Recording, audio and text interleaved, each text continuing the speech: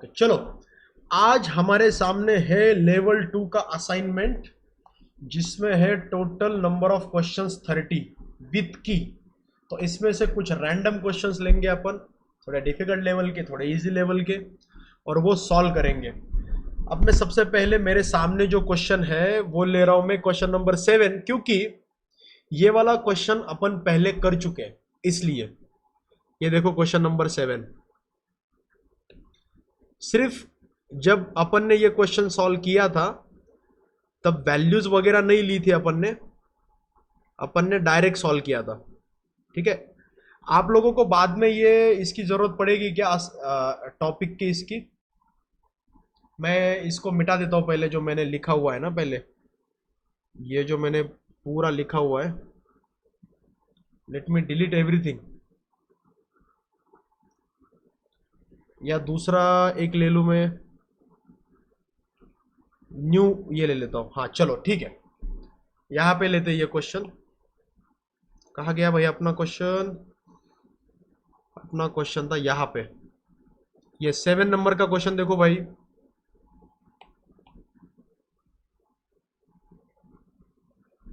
ये देखो क्वेश्चन आपके सामने। Time taken by the body to slide down rough 45 degree incline plane is twice that required to slide down smooth 45 degree inclined plane. What is the coefficient of kinetic friction between the object and the rough plane? याद है ये question अपन ने last lecture में किया था, मतलब वो जो प्रैक्टिस सेशन में लास्ट एक लेक्चर में किया था अपन ने क्वेश्चन। देखो ऐसे दो प्लेन है, ये स्मूथ है, ये रफ है, इसके ऊपर एक ब्लॉक है और इसके ऊपर दूसरा ब्लॉक है, बराबर है? ठीक है, और एंगल यहां पे दिया है 45 डिग्री। थीटा कितना दिया? 45 डिग्री। तो एक में नीचे खींचने वाला फोर्स कितना होगा? mg sine theta. दूसरे में भी mg साइन थीटा नीचे खींचेगा, लेकिन पीछे खींचने वाला फ्रिक्शन भी तो होगा ना। और फ्रिक्शन की वैल्यू कितनी होती है? फ्रिक्शन होता है म्यू एन। फ्रिक्शन कितना होता है? Mu N. ये आ जाएगा friction F is equal to mu N. यहां पे नॉर्मल रिएक्शन कितनी आएगी? नॉर्मल रिएक्शन आएगी mg cos थीटा। दिख रहा है क्या? ओके चलो, I need one volunteer to speak up. मैं चाहता हूं कि कोई तो भी एक बात करे जिसका माइक सही हो। चेतन तुम बात करोगे मेरे साथ या कौन बात करेगा? श्रुति, ईशा, somebody स्पीक अप। चलो रोहन बात करेगा। ओके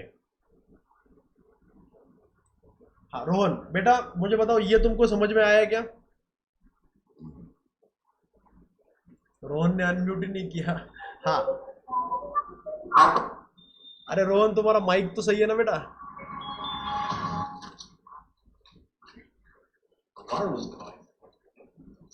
हाँ अब बोलो रोहन, ये समझ में आया बेटा?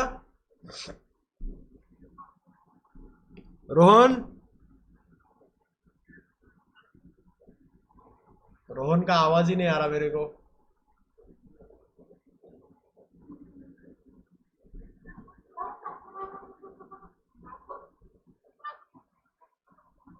चलो रोहन का माइक का प्रॉब्लम है, कोई और बात करो। चलो लेट मी आस्क प्रतीक्षा। ओके प्रतीक्षा आप बोलो बेटा, क्या आपको ये समझ में आ गया?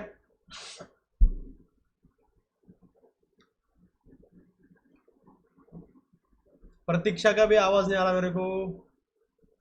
हाँ समझ लो। ओके चलो Pratiksha, I will keep asking you questions, don't mute yourself and you will respond as a representative of the whole class. Okay okay Pratiksha को ये समझ में, तो प्रतीक्षा को समझ में आ गया तो मैं समझूंगा कि बाकी लोगों को भी समझ में आ रहा है। ठीक है, अगर आपको नहीं आया तो raise your hand, you can also speak. तो प्रतीक्षा, mg साइन थीटा आगे खींच रहा है, पीछे खींच रहा है म्यू एन, तो इसका एक्सेलरेशन अलग है और इसका एक्सेलरेशन अलग आएगा ना बेटा, है कि नहीं? तो इसका एक्सेलरेशन कितना आएगा? g sine theta. Then Pratiksha, which equation should I use? क्योंकि यहां पे ऐसा बोला है कि जो टाइम यहां पे लगता है उसके डबल टाइम यहां पे लगता है। तो मुझे कौन सा इक्वेशन यूज करना चाहिए प्रतीक्षा बेटा? Which equation should I use? प्रतीक्षा,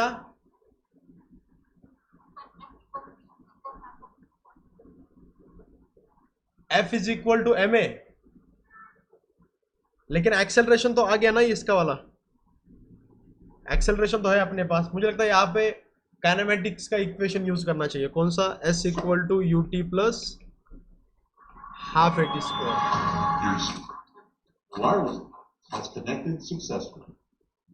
तो यहाँ पे S इक्वल, हाँ बेटा बोलो बोलो।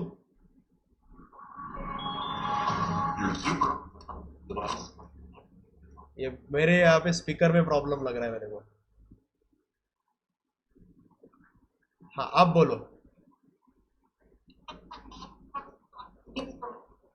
हाँ मेरे यहाँ पे स्पीकर में प्रॉब्लम है, थोड़ा सा टाइम दो मेरे को, मैं स्पीकर को ठीक करता हूँ। अब बोलो।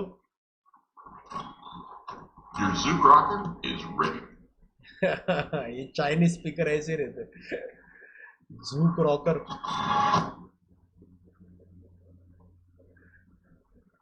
एक सेकेंड।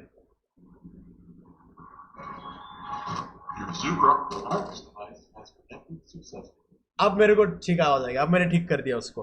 हाँ, u0 s is equal to half g sine theta t square, बराबर है।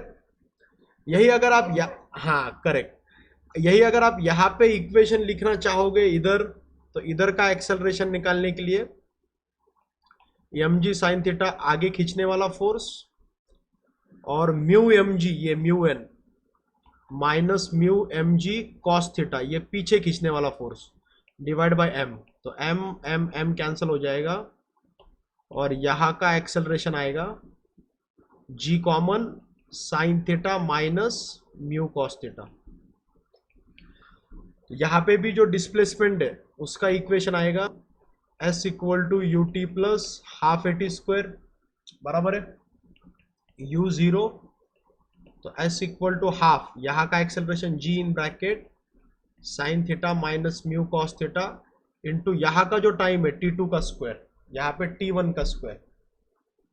अब ये दोनों s इक्वल है ना, दोनों प्लेन्स की लेंथ तो सेम है, तो दोनों प्लेन्स का इक्वेशन, दोनों को इक्वेट करो, इसको और इसको इक्वेट करेंगे तो आपको मिलेगा half g sine theta t1 का square equal to half g in bracket sine theta minus mu cos theta t2 का स्क्वायर। ठीक है, तो हाफ और half cancel, g and g cancel. अपने को पता है कि t2 की वैल्यू है ट्वाइस ऑफ t1।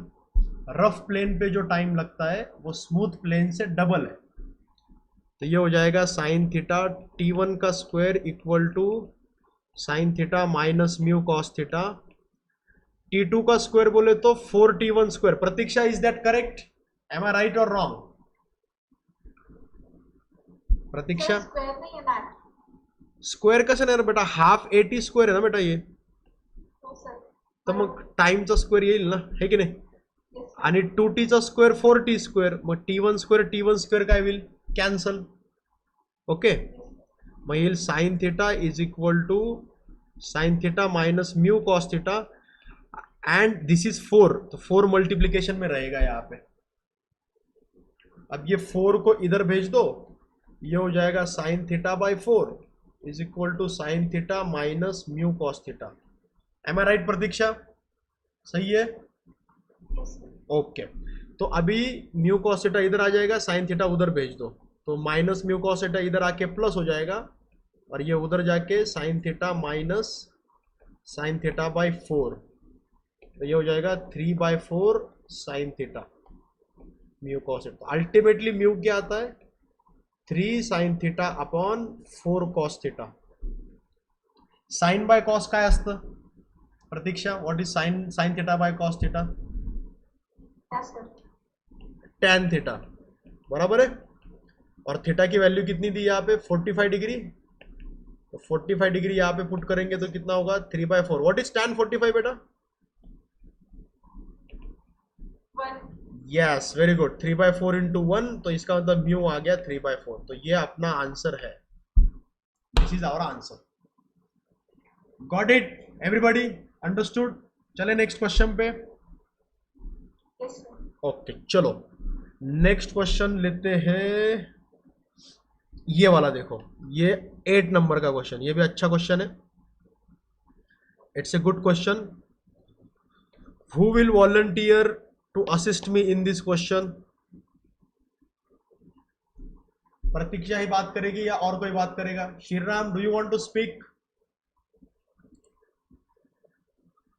कार्तिकी, चलो बोलो, all of you will have to interact with me, बात करनी पड़ेगी भाई,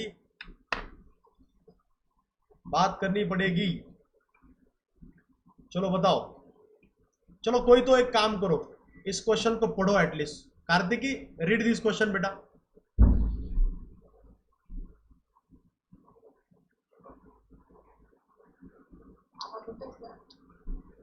यस बेटा, आवाज येतोय, read it. Force required to just move a body up to the inclined plane is double the force required to just prevent the body from sliding down the plane. The coefficient of friction is mu. If theta is the angle of inclination of a plane, then theta is equal to. Right, इसका मतलब क्या है कार्तिकी?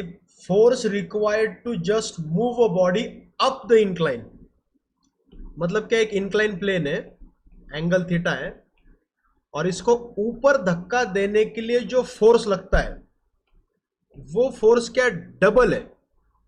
कौन से force से double है वो? Force required to just prevent the body from sliding down,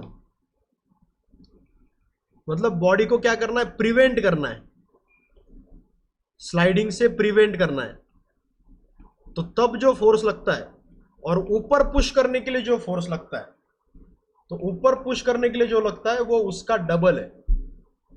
Kartiki, am I right? Are you saying yes और नो? यस बोल रहे हो? आप अपने लैंग्वेज में बताओ तो, ये इनको बोलना क्या है बेसिकली। फिजिक्स के क्वेश्चन में पता मैक्सिमम टाइम प्रॉब्लम यही रहता है, क्वेश्चन जब भी पढ़ते हैं ना अपन लोग, तो दिमाग में यही आता है कि यार भाई कहना क्या चाहते हो, मतलब क्या है क्वेश्चन का, ऐसा होता है। ठीक है, मराठीमध्ये सांगू? हाँ मराठीमध्ये सांग, काय टेन्शन नाही। तिला वरती ढकलायला जो फोर्स लागतो, हा, तो तिला खाली घसरण्यावर प्रिव्हेंट करण्यासाठी लागतो, तो त्याचा हाफ आहे ना ना ना ना ना, त्याचा हाफ नाही। अच्छा अच्छा, हा हा हा, करेक्ट करेक्ट करेक्ट, जो फोर्स वर ढकलायला लागतो त्याच्या हाफ फोर्स त्याला थांबवण्यासाठी लागतो खाली सरकण्यापासून, बरोबर ना? ऐक ना, मग आपल्याला काय करावं लागेल बरं? आता तुला काय वाटतं काय करावं लागेल?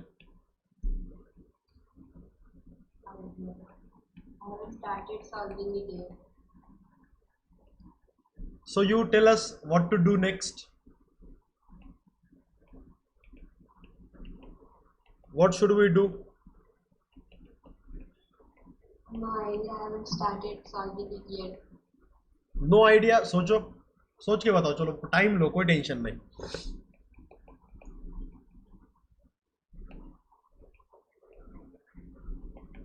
टाइम लो टाइम लो, किसी और के दिमाग में कुछ आ रहा है तो आप भी लोग बताओ। Mayuri, you want to say something, you can also speak बेटा।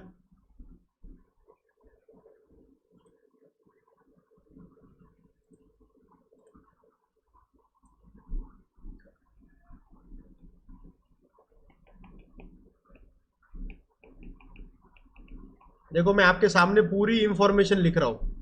F2 is the force required to push it up, and F1 is the force required to prevent it from sliding, sliding होने से बचाना है उसको। Chetan, you want to say something बेटा? बोलो, आप बोलो चेतन। Hello sir. हाँ बेटा बोलो। सर स्लाइडिंग साठी dy/dx नी आय थिंक डेरिव्हेटिव्हची गरज पडणार नाही इथे। आई थिंक इथे फक्त फ्री बॉडी डायग्राम ने काम होऊन जाईल ना, फ्री बॉडी डायग्राम से काम हो जाएगा मुझे लगता है। यहाँ पे सिर्फ यहाँ पे ये ध्यान में रखने का कि ये यहाँ पे अपन ऊपर पुश कर रहे, और यहाँ पे ये ध्यान में रखने का कि यहाँ पे अपन नीचे स्लाइड होने से रोक रहे हैं। यहां पे अपन ऊपर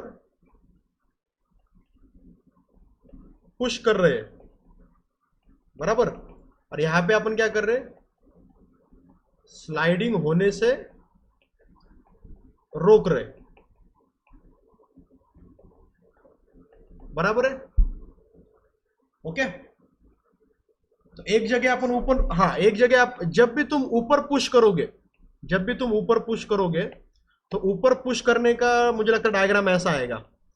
ये एंगल थीटा है, तुम पुश कर रहे हो, यहां पे तुम फोर्स लगा रहे हो F2। जब तुम ऊपर पुश करोगे तो mg साइन थीटा नीचे लगेगा ऐसे, mg साइन थीटा, बराबर है। और जब तुम ऊपर पुश करोगे तो यहां पे फ्रिक्शन भी तो नीचे लगेगा ना ऐसे, M I right Pratiksha? Yes, sir. Right, तो ये जो फ्रिक्शन है, फ्रिक्शन की वैल्यू कितनी रहती है, म्यू एन, और ये mu into M G cos theta आ जाएगा, क्योंकि यहां पे नॉर्मल रिएक्शन क्या आएगी, N equal to M G cos theta. अभी वेदिका ने $1 मिलियन क्वेश्चन पूछा है। वेदिका इज सेइंग कि सर फाइंड क्या करना है। ये बहुत होता है फिजिक्स के क्वेश्चन में, भूल जाते हैं कि फाइंड क्या करना है। फाइंड करना है टैन थीटा। वेदिका टैन थीटा की वैल्यू फाइंड करनी है म्यू के टर्म्स में, टैन थीटा की वैल्यू फाइंड करनी है म्यू के टर्म्स में। तो यहां पे अपन ऊपर पुश कर रहे थे, तो यहां पे पहले क्या करो, आप F2 की वैल्यू पहले फाइंड कर लो। यहां पे F2 की वैल्यू क्या आएगी, F2 ऊपर, ऊपर धक्का दे रहे ना F2 से, और नीचे फ्रिक्शन है और mg साइन थीटा है, मतलब friction plus mg sine theta, मतलब mu mg cos theta plus mg sine theta. Is this correct? ये ऊपर पुश करने के लिए रिक्वायर्ड फोर्स है। Isha is saying sir FBD से इजी हो जाएगा क्या? डेफिनेटली एफबीडी से ही इसको सॉल्व करना पड़ेगा। और दूसरे वाले का फ्री बॉडी डायग्राम कैसे आएगा? दूसरे वाले का फ्री बॉडी डायग्राम ऐसा आएगा। अब दूसरे वाले में याद रखो आप कर क्या रहे हो, दूसरे वाले में आप उसको प्रिवेंट कर रहे हो।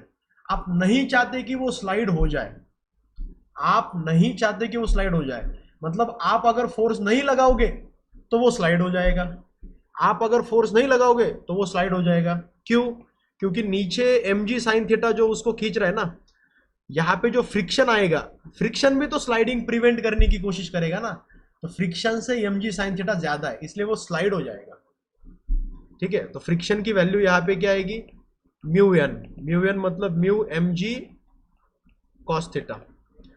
नोटिस किया आपने एक चीज, यहां पे फ्रिक्शन इस डायरेक्शन में और यहां पे फ्रिक्शन इस डायरेक्शन में, ये चीज नोटिस किया आपने?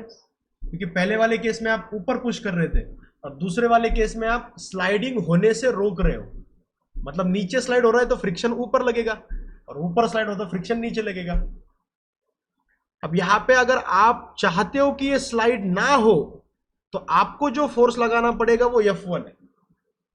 अब इक्विलिब्रियम में आप फोर्सेस बैलेंस करो, देखो क्या आता है। ऊपर लगने वाला फोर्स कौन सा है, F1, प्लस ऊपर लगने वाला फ्रिक्शन भी है म्यू mg cos थीटा, और नीचे लगने वाला फोर्स कौन सा है, mg साइन थीटा। तो यहां से F1 की वैल्यू क्या आएगी, mg sine theta minus mu mg cos theta. ये आ गया। चलो यहां तक समझा कि नहीं समझा मुझे बताओ। प्रतीक्षा समझ लगा बेटा? ये force required to push and force required to stop the sliding, समझ लगा? समझे कि नहीं समझे? ईशा, वेदिका, श्रीराम, चेतन, समझा कि नहीं समझा बताओ जल्दी फटाफट।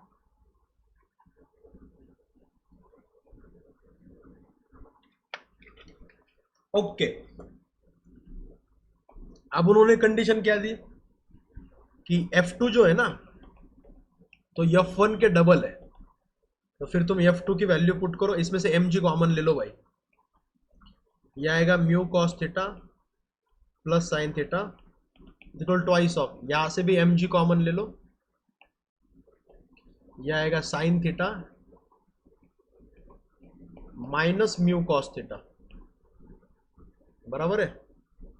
mg और mg cancel, mu cos theta plus sine theta is equal to 2 से मल्टीप्लाई करो 2 sine theta minus 2 mu cos theta.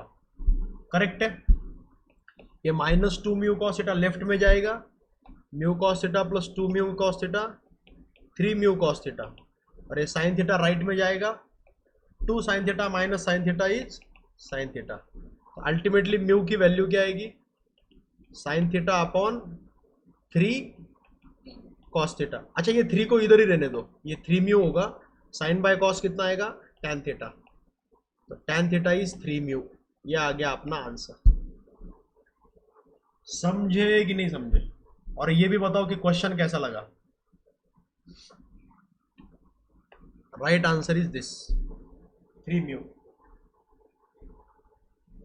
Wording समझ में आए आपको क्वेश्चन की? एकदम एक्सेलेंट वर्डिंग है। Force required to just move the body up, body को ऊपर पुश करने के लिए जो फोर्स लगता है वो force required to just prevent the sliding, sliding होने से रोकने के लिए जो फोर्स लगता है उसके डबल है।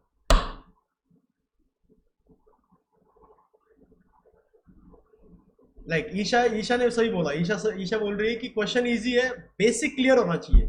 मतलब तुमको ये वर्डिंग समझ में आनी चाहिए, और वर्डिंग से ये फ्री बॉडी डायग्राम निकालना आना चाहिए, और फ्री बॉडी डायग्राम से फोर्स के इक्वेशन आना चाहिए, और ये इक्वेट करके सॉल्व करना आना चाहिए।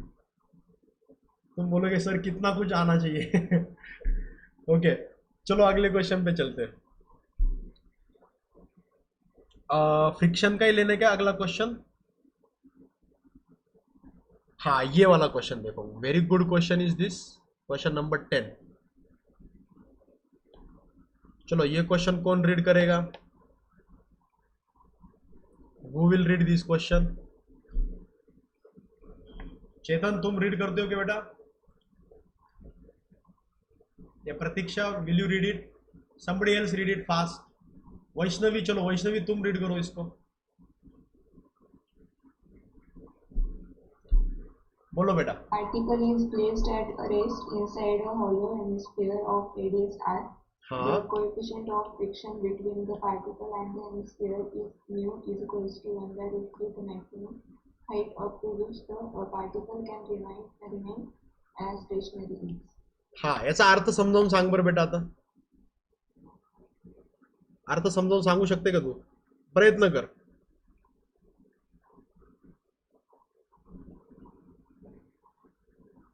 याचा काय अर्थ आहे बेटा? हे बघ मी हेमिस्फियर पण काढला तुझ्या समोर, हॉलो हेमिस्फियर।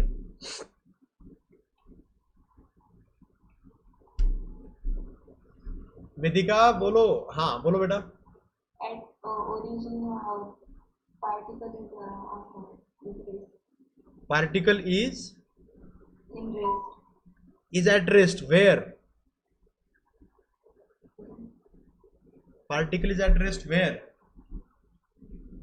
Origin. ना ओरिजिन नाही। हे बघ वाचायला पद्धतशीर परत। Particle is placed at rest inside hollow hemisphere, म्हणजे आतमध्ये त्याला ठेवलेलं आहे inside hollow sphere, and it is at rest. ठीक आहे। अजून याच्यामध्ये काय दिलंय बघ बेटा? Coefficient of friction between the particle and hemisphere is 1 by root 3। म्हणजे इथं कोइफिशियंट ऑफ फ्रिक्शन किती दिलेलं आहे? Mu is equal to 1 by root 3। आता बघ प्रश्न काय विचारला, प्रश्न लास्ट स्टेटमेंट वाच बरं। लास्ट स्टेटमेंट वाच बेटा। At the height up to which the particle can remain stationary is. Correct. काय अर्थ आहे याचा? अर्थ सांग मराठीमध्ये।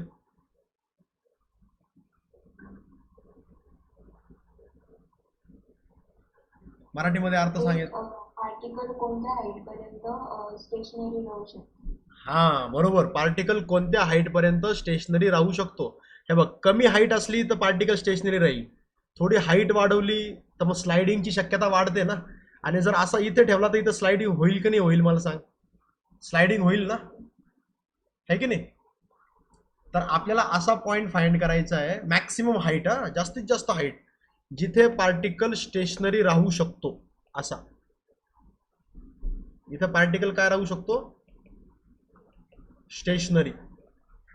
आता मला सांग इथे कन्सेप्ट कसा अप्लाय करायचा, how to apply the concept? कोणता कन्सेप्ट अप्लाय होईल बरं इथे? मॅक्स फाईंड करावं लागेल का? हा, ही मॅक्सिमम हाईट फाइंड करायची आपल्याला, ही की जिथे तो स्टेशनरी राहू शकतो, where it can remain stationary. Anybody, not only Vedika, कोई भी आंसर दे सकता है इस क्वेश्चन का कि कौन सा अप्रोच क्या होगा यहाँ पे. चलो बोलो. ऋतुजा, ऋषिकेश, अनिकेत. हाँ बेटा, हाँ बेटा बोलो.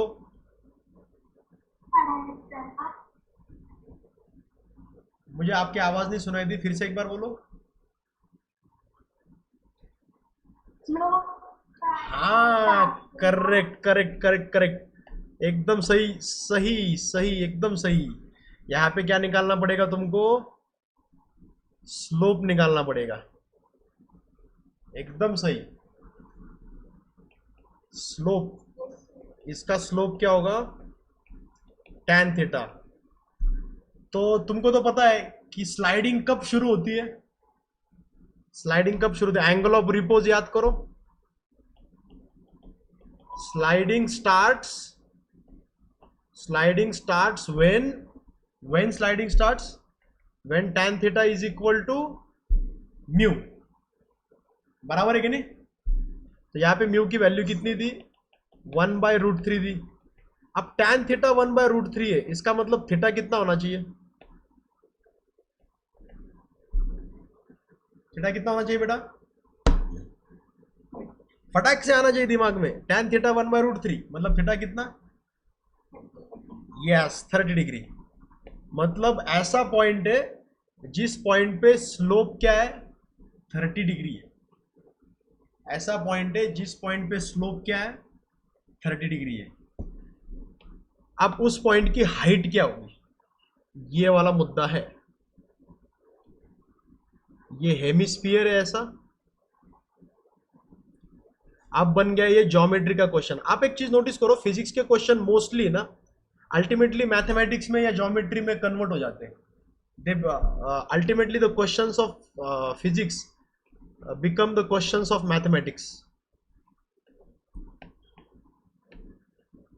इसलिए मैथ्स इतना इंपॉर्टेंट है फिजिक्स में. अब तुम ही लोग मुझे बताओ कि यार मैं क्या करूं यहाँ पे ये निकालने के लिए. क्या निकालने के लिए? जहां पे टेंजेंट जो है ना 30 डिग्री एंगल बनाती है, वो वाला पॉइंट मैं कैसे फाइंड करूं? तुम ही लोग बताओ मेरे को. How should I find that point? बोलो.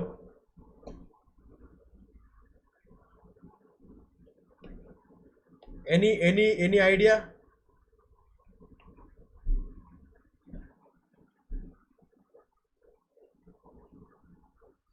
या मैं हिंट दूं क्या एक? Let me give you hint.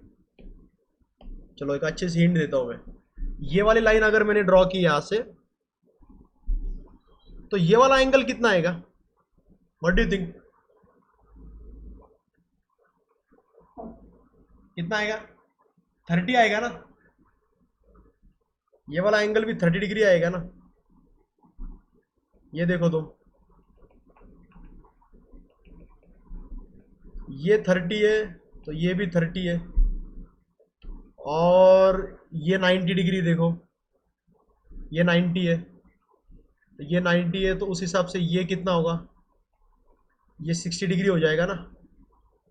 तो ये भी 30 हो जाएगा ना. समझ रहे हो क्या? करेक्ट है. अब ये समझ में आ गया तो अभी तुम्हारा फोकस इस पे लगाओ. किस पे? ये निकालने में. तो look at this triangle. Which triangle? This triangle. This ये वाला ट्रायंगल. ये ट्रायंगल अगर तुम साइड में ड्रॉ करते हो ऐसा आ जाएगा. ये आर है तुम्हारा, ये एंगल 30 है, उस हिसाब से ये हाइट क्या आएगी? आर cos 30, क्योंकि ये एडजेसेंट है. cos 30 is √3/2. और तुमको ये वाली हाइट फाइंड करनी थी ना, ये वाली हाइट. तो ये वाली हाइट क्या आएगी? h इज इक्वल टू, हाँ, r माइनस r √3/2, ये वाला माइनस करना पड़ेगा ना उसमें से, r में से, तो r कॉमन ले लो, 1 minus √3/2, this is your answer. This is the maximum height up to which you can place the block without sliding. तो इसका राइट आंसर क्या है? Option number B. नहीं, बी नहीं, बी ना, हाँ बी, बी करेक्ट करेक्ट. समझ में आया क्या? चलो भाई अगले क्वेश्चन पे चलते हैं.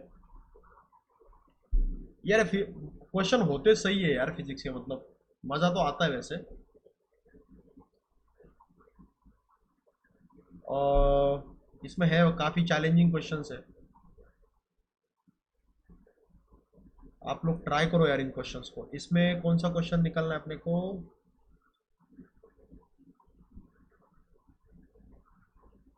रुको, 2 पार्टिकल स्टार्ट फ्रॉम रेस्ट. ये इसकी लेवल थोड़ी हाई है ये वर्कशीट की, तो तुमको लग जाएगा कि सर ये क्या है, कौन से लेवल के क्वेश्चन दे दिए. हाँ, कौन सा क्वेश्चन करने का तुम बताओ इसमें.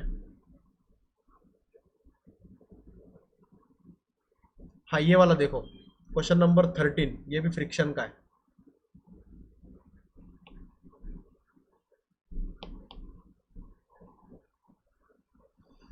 Okay, read this question. A block rests on a rough horizontal plane, a rough inclined plane, making angle 30 degree. मैं रीड करता हूँ इसको. The coefficient of static friction between the block and inclined plane is 0.8. If the frictional force on the block is 10 Newton, what is the mass of the block in kg? चलो मुझे कोई बताओ कैसे करने का.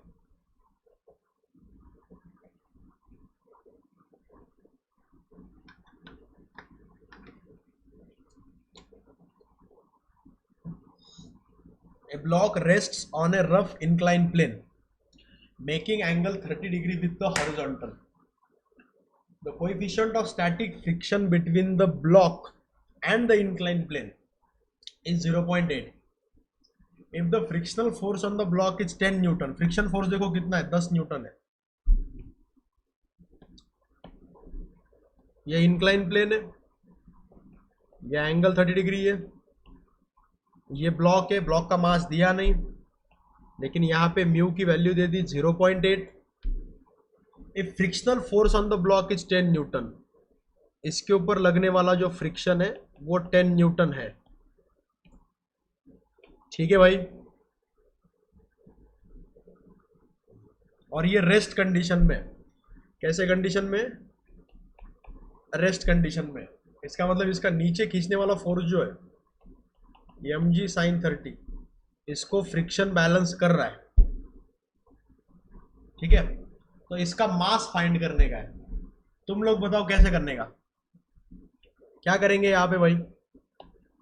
इसका मास फाइंड करने का है. फोर्स बैलेंस करूँ क्या मैं? ये वाला फोर्स और ये वाला फोर्स एक दूसरे को बैलेंस करने चाहिए ना. तो यहाँ पे मैं ऐसे कर सकता हूँ, mg sin 30 is equal to 10 newton. अब g की वैल्यू भी 10 है, ये भी 10 है, कैंसिल हो गया. तो m into sine 30 is 1/2 is equal to 1. तो m हो जाएगा 2 kg. Got it? अब आप में से कुछ लोग ये भी सोच सकते हैं, और ये गलती भी आपसे हो सकती है. कौन सी? आप ये सोच सकते हो कि सर यहाँ पे तो नॉर्मल रिएक्शन आएगी mg cos थीटा, तो मैं फ्रिक्शन को ऐसे नहीं लिख सकता क्या, म्यू n. तो friction equal to mu n is mu mg cos theta. ऐसे मैं कर सकता हूं क्या Pratiksha? Can I do this? यहां पे मैं ऐसे कर सकता हूं? Can I do this? Rutuja, Pratiksha, somebody speak up.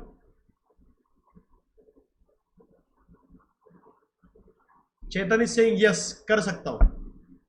प्रतीक्षा, कर सकते? अरे नहीं टमाटरो, ये जो वैल्यू होती है ये फ्रिक्शन की मैक्सिमम वैल्यू होती है. तुमको कैसे पता कि फ्रिक्शन मैक्सिमम तक पहुंच गया? तुमको कैसे पता कि फ्रिक्शन मैक्सिमम तक पहुंच गया? How do you know friction is maximum? ये जो वैल्यू होती है फ्रिक्शन की वैल्यू है. अगर तुमने ये वाला यूज कर दिया, फ्रिक्शन की तुमने ये वैल्यू ले ली, कितनी वैल्यू दी यहाँ पे, 10 न्यूटन दी ना तुमने। अगर ये वाला ले लिया यहाँ पे गलती से, 10 newton equal to mu, mu कितना दिया 0.8, म्यू दिया 0.8, एम निकालने का है, जी 10 है और cos 30√3/2 आएगा। ठीक है, तो ये 10 और 10 कैंसिल हो जाएगा, 2 से डिवाइड करेंगे ये 0.4 आएगा, तो m की वैल्यू आ जाएगी 1/0.4√3, मतलब 10/4√3, ये वैल्यू आ जाएगी। जबकि ये गलत आंसर हो जाएगा क्योंकि फ्रिक्शन मैक्सिमम तक पहुंच गया है, ये तुम्हें थोड़ी पता है। How do you know that? समझे कि नहीं समझे? अरे भाई बोलो जल्दी से फटाफट, समझे की नाही समजे? Yes, sir. Chetan is saying sir तुम्ही त्या ब्लॉकला रेस्ट मध्ये कसं काय कन्सिडर केला? हे बघ चेतन, समजा अँगल कमी आहे, मग अँगल वाढवला, मग अँगल खूप जास्त वाढवला. पहिले अँगल कमी आहे, खाली ओढणारा फोर्स पण काय असणार आहे? कमी असणार आहे. समजा हा 10 न्यूटन आहे, इथे खाली ओढणारा फोर्स किती असणार आहे? 20 न्यूटन आहे. इथे खाली ओढणारा फोर्स किती असणार आहे? 30 न्यूटन आहे, कारण अँगल वाढवतोय ना मी. ठीक है, अब लेटस से मैक्सिमम फ्रिक्शन की वैल्यू कितनी आ सकती है? मैक्सिमम फ्रिक्शन 25 न्यूटन आ सकता है. मैक्सिमम फ्रिक्शन कितना आ सकता है? 25 न्यूटन. इमेजिन करो, हाँ इमेजिन. तो यहां पे 25 न्यूटन आएगा क्या फ्रिक्शन? चेतन, यहां पे 25 न्यूटन आएगा फ्रिक्शन? नहीं ना, यहां पे फ्रिक्शन उतना ही आएगा जितना नीचे खींचने वाला फोर्स है. नीचे खींचने वाला 10 है, तो फ्रिक्शन भी 10 न्यूटन ही डेवलप होगा. यहां पे नीचे खींचने वाला कितना फोर्स है भाई? 20 है, तो फ्रिक्शन भी 20 ही डेवलप होगा. लेकिन यहां पे नीचे खींचने वाला 30 है. अब 30 फ्रिक्शन के मैक्सिमम वैल्यू के ऊपर चला गया ना, अब यहां पे मैक्सिमम फ्रिक्शन आएगा. तो मैक्सिमम फ्रिक्शन तब आता है जब तुमने लगाया हुआ फोर्स मैक्सिमम फ्रिक्शन की इक्वल है या उससे ज्यादा है, तब तक मैक्सिमम फ्रिक्शन नहीं आता. तब तक फ्रिक्शन की वैल्यू उतनी रहती जितना तुम लगा रहे हो. तो यहाँ पे वही किया मैंने. यहाँ पे नीचे कितना लग रहा है? mg sin 30, तो उसी को मैंने फ्रिक्शन के बराबर किया. इसलिए ये वाला आंसर राइट है, ये वाला आंसर रॉन्ग है. अब समझ में आया क्या तुम लोगों को? अब बताओ मेरे को, वर्बली बताओ, डिड यू अंडरस्टैंड इट? समझे कि नहीं समझे? समझे ना? तो ऐसे क्वेश्चन रहते कंसेप्चुअल, जिसमें आपको सोचना पड़ता है. You have to think.